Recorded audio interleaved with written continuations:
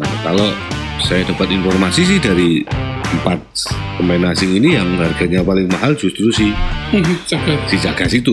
PSS ini nggak jelek-jelek amat kok. Masih ada tim-tim yang sebenarnya persiapannya cukup panjang, ya kan? Kemudian dana yang dikeluarkan juga cukup banyak. Pemain-pemain yang direkrut itu juga bagus-bagus. Tapi juga posisinya masih di bawah. Jadi, kalaupun kalah, juga mereka bisa menerima, gitu. Menerima kekalahan, gitu. Nggak sampai anarkis lah. Berjumpa lagi dengan saya, Arya Ahmad, dan pengamat sepak bola tercinta kita, Bu Ananto, di podcast Main Bola Rada Jogja Podcast.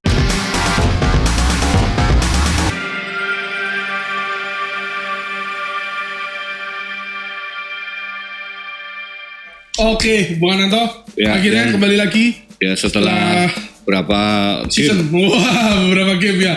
Karena kita sudah cukup melewatkan beberapa game, jadi kita akan bahas sekaligus saja, Bu Ananto ya. Ya.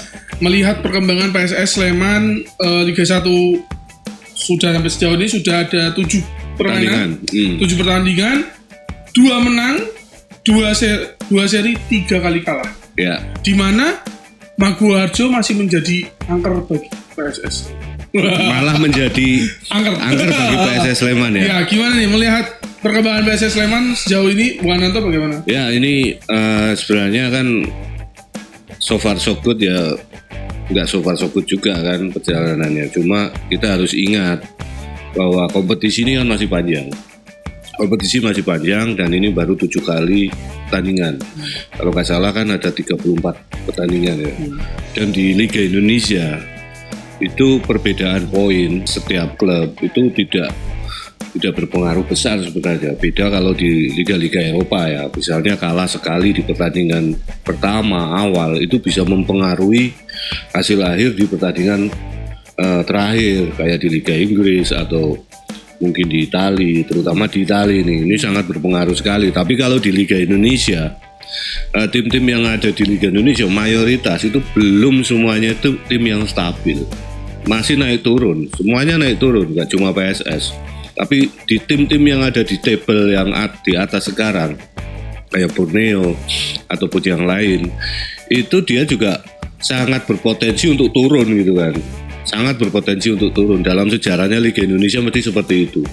Ya, kita lihat tahun lalu aja Bali United. Bali United di putaran 1 itu mungkin dia posisinya masih di papan tengah, tapi di putaran kedua di akhir-akhir kompetisi mereka bisa merangsek ke atas. Nah, juga dengan tim-tim yang ada di bawah gitu kan. Nah, saya pikir ini masih, menurut saya ya masih normal sih hasil yang didapat oleh PSS. Mungkin yang agak sedikit menjadi ganjalan di benak supporter PSS ini kan karena 3 kali kandang ini kalah terus gitu kan. Dan kalahnya sebenarnya juga hasil seperti itu juga tidak begitu jauh nggak usah terlalu dirisaukan lah. Apalagi tim-tim yang dihadapi ini kan juga punya persiapan yang cukup matang.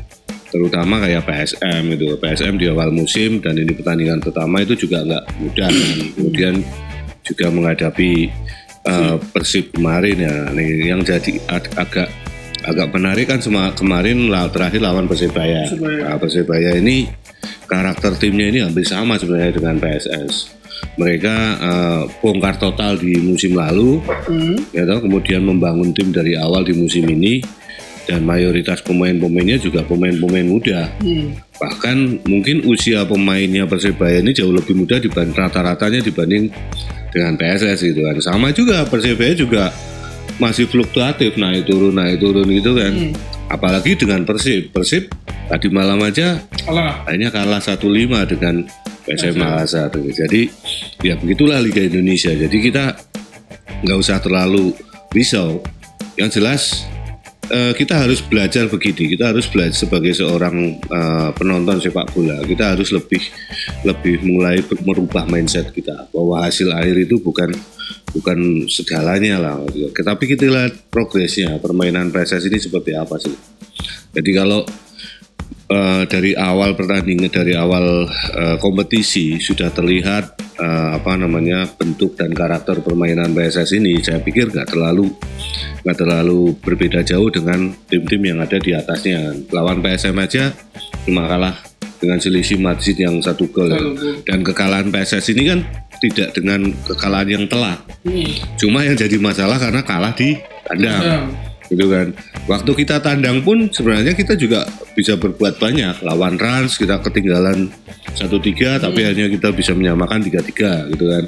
Terus lawan Persik Kediri kita malah unggul 2-0 kan. Marginnya malah jauh lebih bagus saat bermain di kandang ya. Lawan Barito kita menang meskipun cuma menang 1-0 tapi ya ini menarik gitu kan karena ini kemenangan pertama di kandang. Dan saya pikir tim ini cukup bisa berbicara ya. Ya kita tinggal gini aja, kita tinggal menunggu aja. Maksudnya kita memberi support pada tim ini, pada pemain tentunya. Karena di internal tim ini saya pikir juga pemain-pemain ini merasa bersalah juga karena 3 kali kalah di kandang gitu kan. Apalagi mereka ingin tampil yang maksimal kan sebenarnya untuk memberi hadiah kepada supporter BCS dan Slemania lah karena setiap main di kandang kan selalu full kan dan supporter Sleman ini kan ya terlalu gila lah ya. Saya respectnya begini, kalaupun kalah juga mereka bisa menerima gitu, menerima kekalahan itu, nggak sampai anarkis lah. Ini mungkin ya perkembangan supporter di Indonesia ini semakin baik, jadi mereka juga kalau misalnya timnya kalah juga ya diterima lah karena ini semuanya proses. Ya, ini kan semua proses, apalagi kita harus kembali lihat ke belakang bagaimana sih fondasi klub ini, fondasi waktu dibangun ini seperti apa. Apakah tim ini sudah terbentuk 3 atau 2 musim sebelumnya kan enggak. Kan baru kali ini, baru tahun ini mereka membentuk tim dan waktunya juga sangat mepet sekali itu, nggak ada hitungan bulan itu kan, itu sangat mepet sekali untuk seorang pelatih atau sebuah manajemen tim untuk meramu sebuah tim sepak bola yang cukup solid ini. Yang menarik kan sebenarnya begini, biarpun hasilnya seperti apa, apakah itu menang ataupun kalah, sebenarnya spirit dari pemain-pemain PSS ini juga cukup tinggi ya. Meskipun mereka kalah di kandang, waktu ketinggalan mereka nggak down, tapi bagaimana mereka mencari celah agar bisa membalas ketinggalan itu kan. Meskipun hasil akhirnya kadang-kadang juga tidak sesuai yang dengan harapan kita semua gitu. Tapi ya saya pikir ini masih terlalu dini lah, masih 7 pertandingan, masih ada sekitar 27 pertandingan. Dan sekali lagi seperti saya bilang tadi, margin poin di Liga Indonesia ini nggak terlalu besar, nggak bisa dijadikan patokan. Karena apa? Setiap tim di Indonesia mayoritas itu belum menjadi sebuah tim yang stabil dalam penampilan, terus stabil dalam permainan. Itu saja, karena ya rata-rata sama kan, bersama pondasi tim mereka itu juga satu yang lain juga sama. Seperti misalnya Persija, oke lah Persija kita lihat lagi cukup oke sekarang gitu kan. Mereka cuma baru sekali kalah gitu kan. Tapi kita nggak tahu ke depannya seperti Pak Borneo misalnya. Sekarang di puncak klasemen ya. Kita belum tahu nanti ke depannya seperti apa. Apakah mereka juga tangguh di luar kandang, ya kan? Nah, selama ini mereka selalu rata-rata bisa menang di kandang gitu kan. Dan kembali lagi target manajemen itu apa ya gitu kan? Oh iya. Kan papan tengah kan. Betul. Nah, sekarang pun masih sebenarnya papan tengah kan. Ya papan tengah tidak terlalu jelek-jelek banget lah. 11 di antara 10, ini 11. Ya, di antara berapa 18 tim Iya, kan? 18 tim. Dan di bawah kita juga masih banyak tim-tim yang cukup besar ya. PSIS masih di bawah PSS gitu kan. Kemudian Persib yang mengalahkan PSS di kandang malah di bawahnya itu kan. Saya pikir ini juga ya masih normal lah. So far so good juga. Saya masih optimis tim ini bisa berbuat banyak. Karena apa? Kerangka permainan, kemudian kerangka tim ini sudah terbangun. Tinggal bagaimana sih mentalitas dan dukungan moral saja untuk tim ini gitu. Tentu ada beberapa kelemahan sih, kelemahan teknis itu pasti ada di tim ini yang dari 7 pertandingan ini sudah sangat terlihat. Juga di sebelumnya di Piala Presiden pun juga sebenarnya ini sudah kelihatan sekali ya. Nah, cuma ini belum ada pemecahannya itu seperti apa. Apa itu? Lini depan. Lini depan PSS ini saya lihat dari 7 pertandingan ini sangat bermasalah. Dalam artian bermasalah ini apa? Dalam hal kreativitas permainan itu saja. Jadi lini depannya ini kurang, kalau orang bilang kurang greget lah. Tidak ada target man di situ. Target man ini penting gitu kan. Meskipun dia nggak harus selalu mencetak gol, tapi dia bisa membuka ruang bagi teman-teman yang lain untuk mencetak gol. Nah, selama ini Seto saya lihat juga masih bingung ya, masih bingung untuk mengotak-atik lini depan ini ya. Bukan masalah bingung ya, belum menemukan komposisi yang tepat. Bahkan di pertandingan lawan Persib kalau nggak salah, pemain junior kita Hoki Caraka itu juga dimainkan di babak pertama kan, tapi akhirnya kemudian diganti. Nah, ini kan juga salah satu sinyal bahwa pelatih masih mencari komposisi yang ideal di lini depan. Nah, kalau di tengah, lini belakang saya pikir tidak ada masalah ya. Apalagi kebobolannya juga rata-rata itu marginnya cuma 1 gitu kan, kebobolannya. Nah, kalau yang jadi masalah kan kalau kebobolan lebih dari 3, ini berarti yang bermasalah di belakang. Nah, di pertandingan pertama kebobolan 3 lawan Rans. Nah, di pertandingan berikutnya mungkin ada evaluasi di tim pelatih untuk bagaimana sih agar pertahanan ini semakin bagus. Nah, sekarang di lini belakang ini sudah oke, di lini tengah juga mungkin ya relatif lebih aman lah. Nah, ini lini depan ini lebannya ini seperti apa gitu kan. Ya memang ada beberapa pemain di situ yang punya pengalaman, kayak Boas, Todd Ferry, kemudian didukung oleh pemain asing Mikael Jagas yang sampai sekarang juga kontribusinya juga belum kelihatan gitu kan. Kontribusi di sini kan nggak harus cetak gol, tapi saya bilang tadi apakah dia bisa membuka ruang bagi teman-teman yang lainnya, kemudian juga dia bisa menarik pemain lawan untuk mengikuti pergerakannya, ini yang belum terlihat. Ya itu sebenarnya technical kelemahan yang paling mendasar di PSS sekarang. Kalau performa pemain asingnya sendiri selain Mikael Jagas tadi, Valente, menurut Bu Anan itu seperti apa? Ya kalau kita bicara pemain asing ya. Kalau dari 7 pertandingan ya mungkin yang agak sedikit menonjol ya jelas si Valente di tengah gitu. Kemudian kalau di tandemnya Ayub ini juga masih angin-anginan.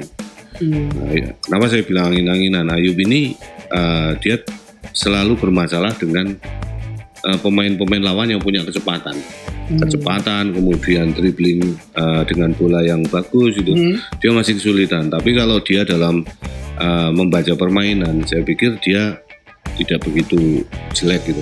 Cuma ya dia selalu bermasalah dengan pemain-pemain cepat itu aja. Terakhir menghadapi Persebaya, beberapa kali dia itu bisa dilewat oleh pemain-pemain Persebaya. Ya memang dia akhirnya bisa fight dalam artian, tapi itu kan technical foul akhirnya ada pelanggaran. Ini merugikan dia sendiri dan PSS. Untung dia nggak kena kartu merah. Nah, kalau dia misalnya sering kena kartu kuning, ini kan juga bermasalah juga bagi tim gitu, karena dia harus absen gitu. Nah, pemain-pemain Persebaya di lini tengah ini kemarin yang diturunkan juga pemain-pemain yang punya kecepatan juga. Marcelino Ferdinand, kemudian ada Andri Cobra, terus kemudian sayapnya juga cukup cepat ya, sayap-sayap baik wingback ataupun di sayap depannya ini juga pemainnya masih muda, masih kenceng-kenceng. Ini yang membuat Ayub ini keteteran gitu kan. Terus kalau di belakang saya pikir tinggal mencari tandem dari Talisson gitu. Karena beberapa kali juga ini dikocok-kocok terus gitu kan. Tandemnya ini ganti-ganti terus. Yang fix posisinya itu cuma Talisson itu. Tandemnya ini masih dibongkar pasang terus gitu kan. Nah kalau di wing pun, kalau di wing back ini juga relatif banyak pilihan lah. Dan saya pikir kualitasnya hampir sama. Cuma kalau yang di fullback ini yang masih aman posisinya ya Talisson. Kalau bicara tadi kualitas pemain asingnya dengan Talisson dipasang terus, pasti juga dia punya kualitas yang cukup bagus. Nah, kalau yang di depan ini yang bermasalah besar yang saya bilang tadi kan, Jagas ini kemungkinan besar bukan tipikal striker yang diharapkan oleh Seto gitu. Jadi dia bukan tipikal target man, juga dia juga bukan tipikal striker yang pintar membuka ruang gitu kan.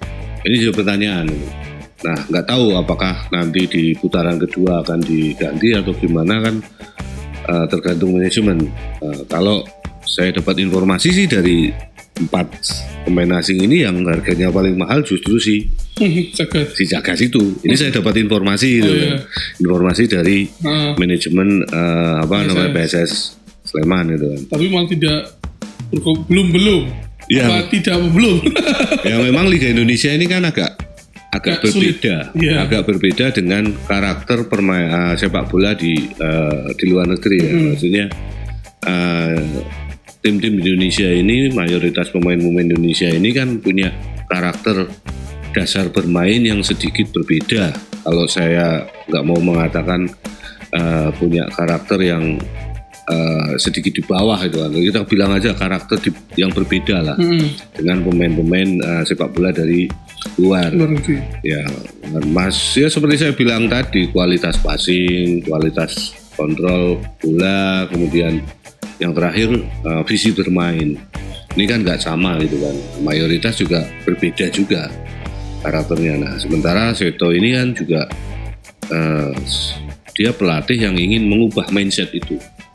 Bagaimana sih agar kita bermain dengan simple, dengan mengedepankan teamwork, kolektivitas.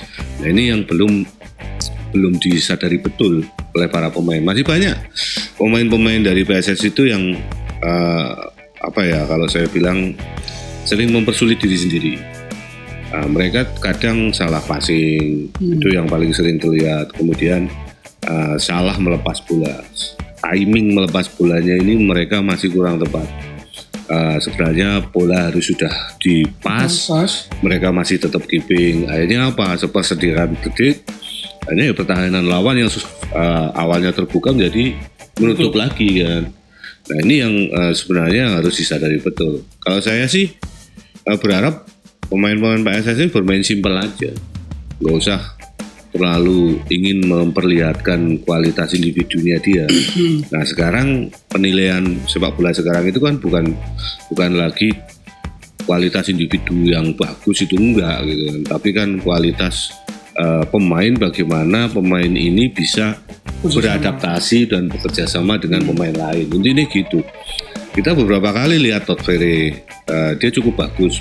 Dia coba melebar dari sayap, kemudian dia berusaha masuk gitu kan. Nah, di sini ada beberapa pemain yang tidak mengikuti pergerakan dari Todd Ferry, sehingga justru dia akhirnya kebingungan kan, karena dia posisi di sudut, nggak ada pemain yang backup atau nggak ada pemain yang melakukan gerakan tanpa bola. Akhirnya ya bola gampang direbut. Intinya gitu. Ya nggak hanya Todd Ferry, kadang Boas juga. Boas ini juga kadang dia sudah melebar, tapi kemudian pemain-pemain yang lain itu tidak memanfaatkan lubang yang ditinggalkan oleh Boas ini. Nah, ini yang harus dipahami betul, harus kembali coba dimatangkan lah seperti apa. Kalau dari kerjasama tim, dari build up permainan dari bawah ini sudah bagus ya PSS. Maksudnya kita sudah sering melihat bagaimana sih cara PSS ini membangun serangan, tidak lagi mengandalkan bola-bola kejut, maksudnya bola-bola yang tidak tentu arah, kemudian asal tendang gitu aja, asal passing ke depan. Ini sudah nggak lagi. Tapi dalam beberapa momen ini juga sempat hilang gitu kan, karena ya rasa terburu-buru dari pemain-pemain PSS ini yang akhirnya membuat mereka melupakan karakter asli yang diinginkan pelatih itu seperti apa. Berarti menurut Bang Ananto masih aman Seto? Kalau bagi saya ya, ini bagi saya pribadi ya, saya aman sekali lah. Aman sekali lah ya. Ya karena ada beberapa pelatih yang timnya masih di bawah juga sekarang masih aman, kayak Rans itu kan masih aman kan. Persis masih aman kalau nggak salah. Persis sudah diganti. Iya, udah diganti ya. Sudah diganti Persis. Nah sekali lagi bahwa kita itu sekarang jangan melihat sesuatu hal itu dari hasil akhir gitu aja.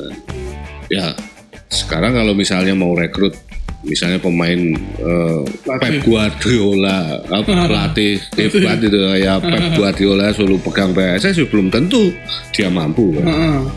Belum tentu dia mampu karena standar yang diterapkan pelatih ini kan berbeda-beda gitu.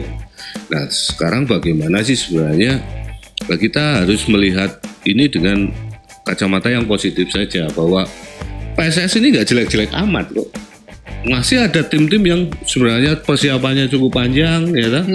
Kemudian dana yang dikeluarkan juga cukup banyak, pemain-pemain yang direkrut itu juga bagus-bagus, tapi juga posisinya masih di bawah. Jadi kita nggak usah cepat-cepat memberi punishment lah, bahwa pelatih ini gagal, pecat, out, atau dan sebagainya. Nah, saya juga berpesan juga kepada manajemen bahwa yakinlah apa dengan apa yang Anda lakukan sekarang itu, dengan visi awal Anda itu yakin saja, jangan mudah tergoda oleh netizen. Netizen itu belum tentu dia bisa melatih juga, belum tentu dia tahu sepak bola, gitu kan. Nah, istilahnya masih percaya dengan situ lah ya, percayalah sekarang dengan situ dulu. Gitu. Ya percaya aja, ya kan. Kalau misalnya mau diganti, siapa sih pelatih yang mau ganti? Ya sekelas Robert Rene Albert itu pun di cut sama Persib kan, ya kan. Kita belum tentu dan belum lihat nanti Luis Milla itu seperti apa gitu. Thomas Doll waktu pertama kali latih Persija, dia juga kaget, dia juga kesulitan, dia juga marah-marah gitu kan, melihat kondisi ini. Tapi karena karakter dia yang kuat, hanya dia bisa memaksakan gaya permainan terhadap pemain-pemain ini. Nah, kadang pemain-pemain ini juga nggak mudah untuk dikendalikan karena mereka punya ego. Aku pemain bintang. Wah, dulu saya main di sini dengan pelatih ini, saya nggak seperti ini kok. Kayaknya disuruh gini ya, seperti itu. Ya, intinya memang kita harus sabar aja melihat proses ini gitu. Toh tidak jelek-jelek amat sebenarnya. Tidak jelek-jelek amat. Posisi 11 kok itu kan masih. Dan itu masih masuk dalam ini ya, masih dalam target manajemen. Karena manajemen kalau nggak salah targetnya cuma papan tengah ya. Posisi berapa? 10 ke atas kan. Nah ini kan baru 11 kan. Nanti lawan yang di kedepannya ini Dewa United. Nah sekalian aja. Away ini kan. Menurutnya gimana? Menang apa kalah? Menang kalah seri Dewa United? Kalau kita melihat karakter ya, karakter PSS ini justru malah lebih ngosek kalau di luar kandang gitu kan. Saya juga nggak tahu kenapa. Mungkin karena banyak pemain muda ya. Jadi kalau dia main di hadapan pendukung sendiri, itu kan kadang ada rasa nervous, ya kan. Kemudian dia kadang takut salah, ya kan. Kemudian dia tidak bermain lepas. Akhirnya apa? Justru itu menjadi beban bagi permainan dia. Akhirnya dia nggak berkembang. Nah, mungkin dengan dia bermain di luar kandang, bebannya lepas gitu kan. Toh kalah menang kita main di luar kandang. Mas, kalau misalnya kalau kita kalah pun masih ada pemakluman lah. Kita kan main di luar kandang. Kan? Kalau menang, kita lebih hebat lagi gitu kan. Nah itu, ini yang saya lihat seperti itu. Karakternya Dewa ini nggak beda-beda jauh dengan tim-tim yang sudah dihadapi oleh PSS sebelumnya. Jadi PSS ini kan belum di papan atas, yang baru dia hadapi itu kan cuma PSM ya. PSM memang sekarang bukan di Kapolista, tapi dia masih menyisakan 1 poin. Poinnya sekarang 1 pertandingan, 1 match. Poin dia kalau nggak salah sekarang itu 16 kalau nggak 15 16 kan. Kemudian Borneo itu ada di posisi pertama dengan 18 poin, tapi 7 kali pertandingan. Nah, PSM ini masih menyisakan 1 pertandingan. Nah, PSM ini juga kalau dilihat dari grafiknya, permainannya, kemudian ini juga salah satu tim yang paling berat dihadapi oleh PSS gitu kan. Kalau yang lain-lainnya masih rata-rata air lah. Nah, dengan pernah menghadapi PSM ini, dan saat itu PSS juga bisa mendominasi. saya pikir menghadapi Dewa ini juga tidak terlalu susah. Bukan masalah susah. Ya kita nggak usah inferior gitu. Kita nggak usah inferior dengan kondisi pertandingan yang akan kita hadapi gitu kan. Ya kita bermain sesuai karakter aja. Karakternya seperti apa. Kemudian kita nggak usah terbawa gaya permainan lawan. Karena Dewa ini juga punya stamina yang cukup oke ya. Mereka bisa bermain lebih dari 70 menit. Meskipun nggak maksimal 90 menit, tapi mereka itu bisa bermain seperti itu. Nah, tinggal bagaimana PSS ini bisa memanfaatkan momentum. Karena ini mainnya di away gitu kan. Dan kemarin Dewa juga baru menang gitu kan. Nah sekarang meskipun tim ini baru menang, apakah nanti dia juga pasti menang? Belum tentu. PSS di away lawan Persik kalah, menang. Begitu deh. Begitu home malah kalah itu kan. Nah, ini kan bukan jaminan itu. Ini apakah ini pertanda PSS akan menang besok?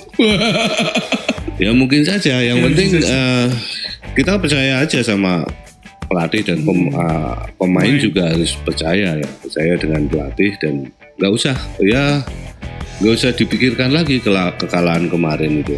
Ya kita harus menjadikan sebuah pertandingan ini final karena kita sudah kehilangan 9 poin di kandang. Iya. Ya kan untungnya dapat ganti di tandang 3 poin gitu. Tapi kan tetap itu sebuah kehilangan juga. Nah, ini yang harus coba dipikirkan. Tapi saat menghadapi sebuah pertandingan kemarin ya lupakan aja, fokus ke calon lawannya. Iya itu aja, Fik. Udah nggak usah mikir yang lain-lain gitu kan. Nah, kalau itu yang pertama. Yang kedua, percaya pada rekan sendiri. Jadi kalau misalkan posisi teman ini agak lebih bebas dan posisinya lebih mudah kita passing, ya passing aja gitu. Gak usah kita lama-lama pegang bola. Buat apa gitu? Kalau kita lama pegang bola itu juga akan membuat teman-teman ini juga temannya sendiri juga gelo gitu kan. Saya udah cari posisi bagus kok nggak dipas gitu kan. Nah, rata-rata pemain-pemain itu masih bermain seperti itu. Mereka hanya masih kerap terbawa egonya untuk running dengan bola gitu. Membawa bola, dribbling dan sebagainya. Tapi nggak cepat-cepat melakukan passing.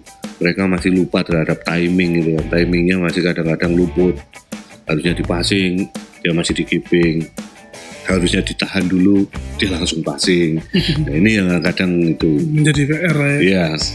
Oke, kita harapkan semoga hasil yang terbaik untuk PSS Sleman menabrak Dewa United. Kita akan kembali di podcast berikutnya. Insya Allah di review PSS lawan Dewa United. Betul. Bang Ananto akan mereview pertandingan PSS lawan Dewa United. Jangan lupa subscribe Rada Jogja Podcast dan Rada Jogja Channel. Terima kasih Bang Ananto. Kita akan kembali lagi di episode berikutnya. Salam olahraga.